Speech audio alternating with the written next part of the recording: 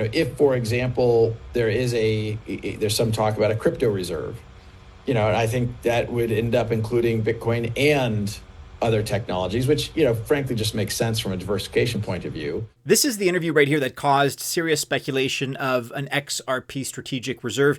And it's one of the three main reasons why we feel XRP is in the spotlight again, why it's in a prime position to pump very soon. There are also plenty of other reasons why XRP could go all the way to the moon. So, for example, there is now the long-standing lawsuit with the SEC versus Ripple that's coming to an end. Thankfully, after 4 years, that's big, not only for Ripple and XRP, but for the rest of crypto too.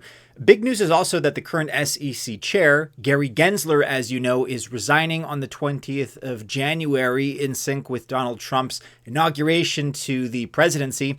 Gensler kind of seemed to be the instigator behind that lawsuit with the SEC and with Ripple. And then, as Trump suggested, at least as far as we know, Paul Atkins is going to be the new SEC chair. This represents a much, much, much more positive view in terms of policy and in terms of legislation for, broadly speaking, yes, the cryptocurrency sector, but especially for Ripple XRP.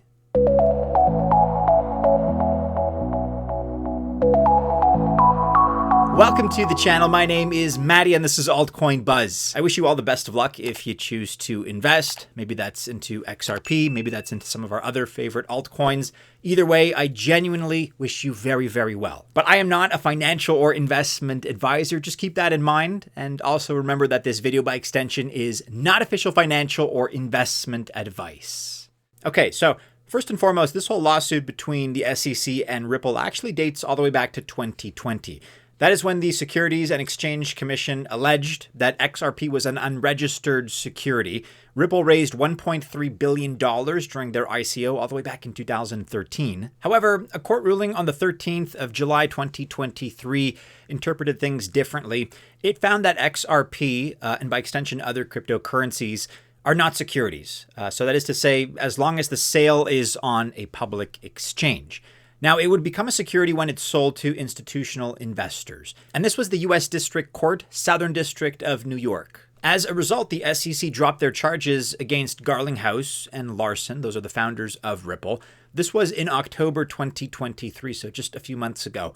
However, the SEC continued to look for large fines from Ripple. And then as a result, the SEC actually appealed various rulings. Here's the thing, though. Come the 15th of January, really in just a few days, there is a deadline for their appeal. As I mentioned earlier, the current SEC chair, Gary Gensler, is about to step down. He's going to synchronize his departure from the SEC on the same day as Trump gets inaugurated, so that's on the 20th of January. And so really for all kinds of different reasons, it's actually pretty unlikely that the SEC will continue with their appeal. Unless a curveball situation here, Gensler is spiteful on his way out, and he wants that to be kind of his farewell to the crypto industry. But look, as I already mentioned, that's kind of, like I said, curveball, call it black swan scenario. This is quite unlikely. It is, however, possible. I just don't think it would be prudent for him to do so. I don't think it would really serve a lot of purposes. It would look bitter. It would look strange as a move. The chances of that are very low. However, it is a remote possibility. But the lawsuit makes this case a precedent on how crypto projects can legally raise funds. And as it looks right now, Ripple is going to be walking away from this as the winner. The new SEC chair will most likely rule in favor of Ripple in the future, or at least just kind of let the case die and fizzle out. Now, there is also pretty exciting talk about the potential of an XRP ETF. And 4 firms have already filed for such an ETF. These are some of the bigger names out there. 21 Shares, Bitwise, Canary Capital, and Wisdom Tree. And actually, there are 2 candidates who have their ETF application approved. These are XRP and Solana. They're both very much in the driver's seat for approvals this year, and according to Polymarket, which you may remember from the presidential election, this is an online prediction market, according to them, and they do kind of represent the wisdom of the crowd, XRP is 71% likely to get approved this year. And that's a number that has been going up recently. In fact, it's up by 20% in just a few days. And of course, an ETF approval for XRP would lead to a price increase. I don't think anybody really disputes that. So if you look at all the variables and all the conditions here as we approach January 20th and then subsequently beyond that, these are all indications of really what a difference a new crypto-friendly US government and administration can make. And then on top of that, for good measure, like I said, you can also add a new and more crypto-friendly SEC chair into that equation. Market sentiment, for all these reasons and a couple more, has seriously changed for the better. For example, a Solana ETF approval is now at 74% likelihood according to Polymarket.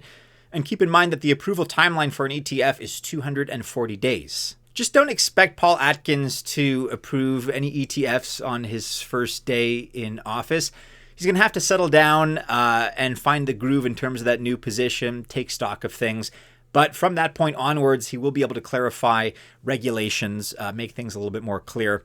But then accordingly, it is probably quite likely that we're going to see an ETF approval or multiple ETF approvals later this year in 2025. And I'd say that the chances right now are better than not that will include an XRP ETF.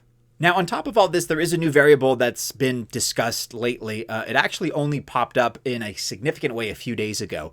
But I'm talking now about a strategic XRP Reserve. Really, all this speculation started during an interview between Devi Ryan and Brad Garlinghouse, the latter of which is, of course, Ripple's CEO.